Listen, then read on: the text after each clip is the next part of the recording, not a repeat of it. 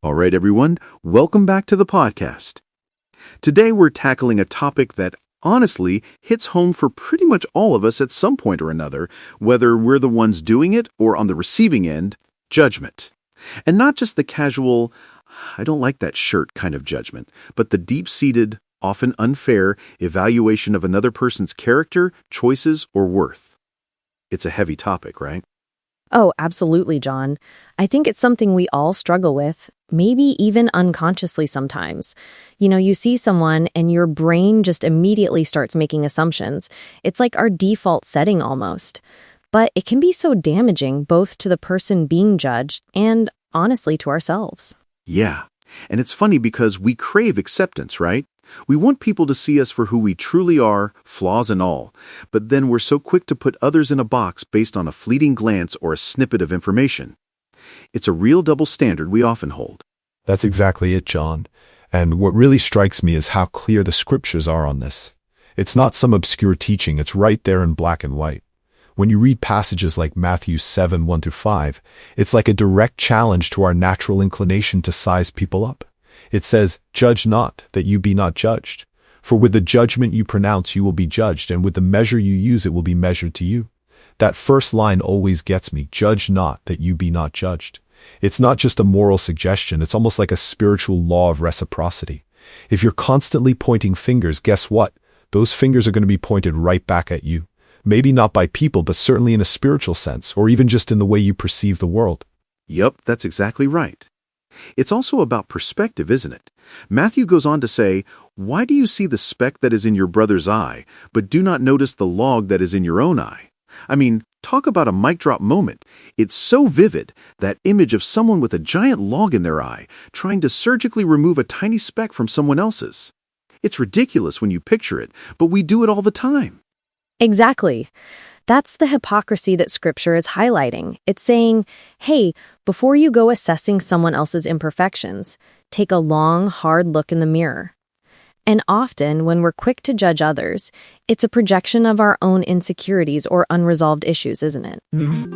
I've found that in my own life. When I'm feeling really critical of someone, if I pause and ask myself why, it's usually because I see something in them that I either fear in myself or that makes me feel inadequate.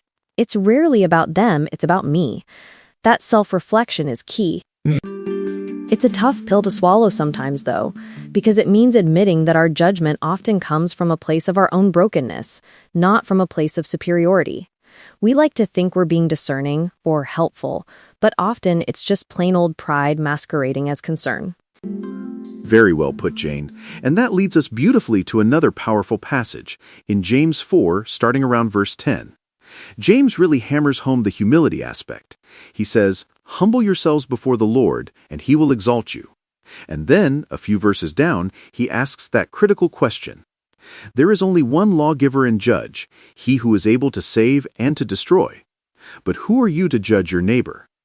That just cuts right through all our self-righteousness, doesn't it? Oh, that line, "Who are you to judge your neighbor?" It's such a powerful reminder of our place. We are not God. We don't have the full picture. We don't know someone's past, their struggles, their intentions, their heart. Only God does.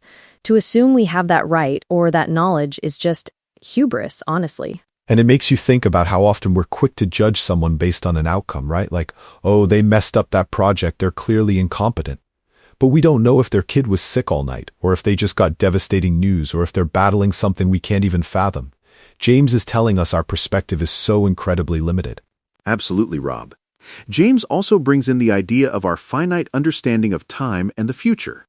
Verses 13 through 14 say, "Come now, you who say, 'Today or tomorrow we will go into such and such a town and spend a year there, and trade and make a profit, yet you do not know what tomorrow will bring.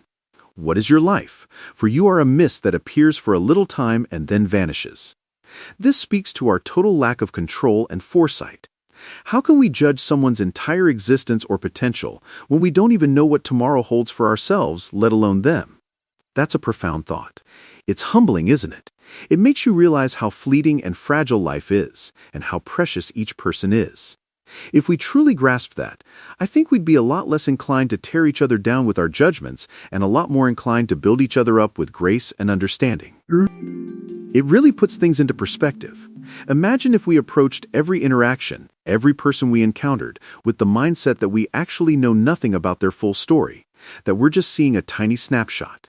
It would totally change how we react, how we speak, how we think. And James doesn't stop there. He then moves on to this incredible statement in verse 17.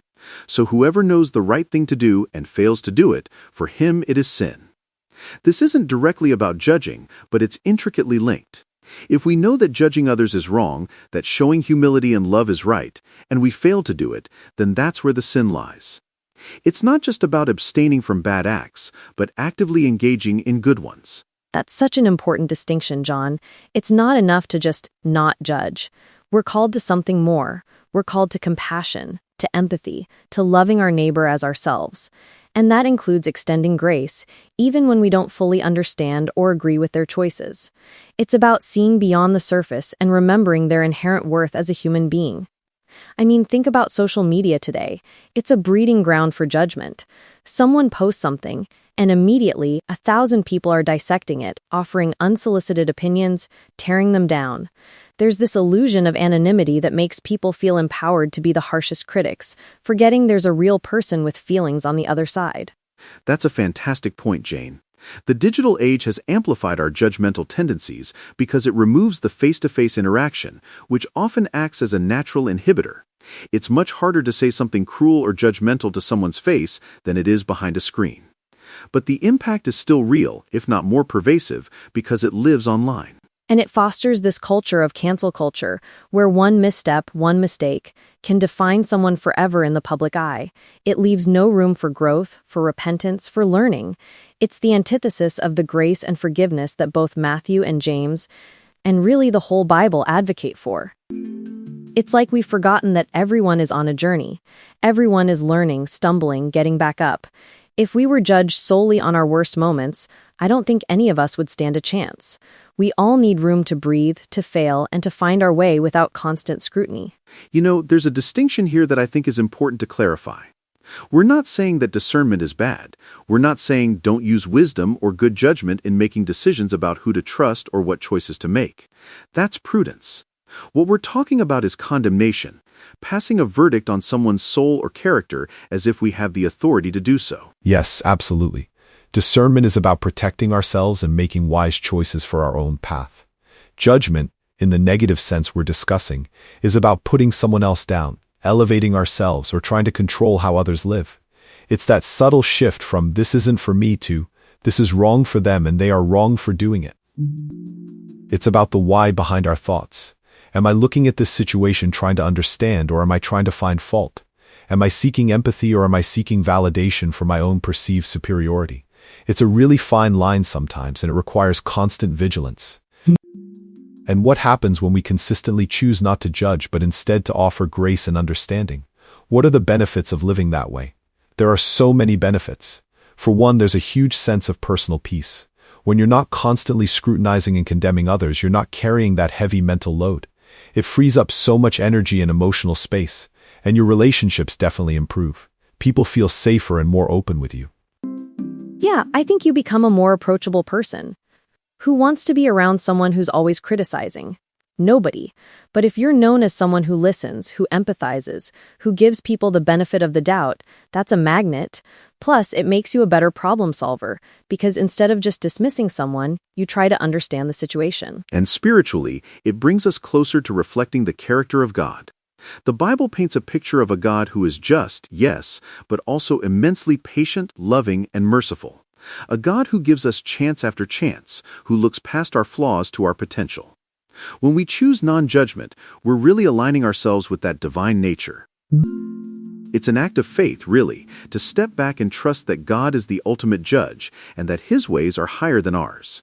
It requires humility to admit we don't have all the answers and that we don't need to play God in other people's lives. Those are some wonderful points you guys just made. It's also, I think, a pathway to greater self-acceptance. Because if you can extend grace to others, you're more likely to extend it to yourself. And we all need a little more of that, don't we? We're often our own harshest critics. Absolutely, Rob. It creates this beautiful cycle. The more compassionate we are to others, the more compassionate we can be to ourselves, and vice versa. So for our listeners, what's one practical step they can take this week to try and mitigate their own judgmental tendencies? Exactly. I would say when you find yourself forming a judgment about someone, just pause. Literally take a breath, and instead of letting that judgment solidify, ask yourself, what might I not know about this person or this situation? Just that simple question can open up a pathway to empathy. And it would also help to consciously look for the good. Even if someone has done something you don't agree with, challenge yourself to find one positive thing about them or their intention, or a way to understand where they might be coming from. It rewires your brain a little bit. And I'd add, regularly reflect on the log in your own eye. Spend some time in honest self-assessment. What are my own shortcomings? Where have I fallen short? Because when we truly understand our own brokenness, it makes it nearly impossible to look down on someone else's. It cultivates true humility, which is the antidote to judgment. Those are all excellent points. It's a journey, not a destination, right? We're all going to slip up and judge sometimes. The goal isn't perfection, but progress. Definitely, John. And remember that quote from James, "Humble yourselves before the Lord, and he will exalt you."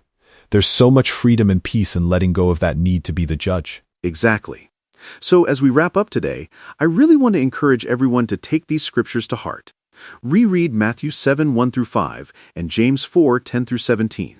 Let them challenge you, transform your perspective, and help you embrace a more compassionate, understanding way of engaging with the world and with each other. Because ultimately, we are called to love, not to condemn. Thank you, Jane and Rob, for such an insightful conversation. Thank you, John. This was a much-needed discussion. Always a pleasure. Yeah, absolutely, John. A pleasure for me as well. I always enjoy sharing thoughts of wisdom between kingdom-minded people such as yourselves. Let's all try to swap out that log for a little bit more love, shall we? Until next time, everyone.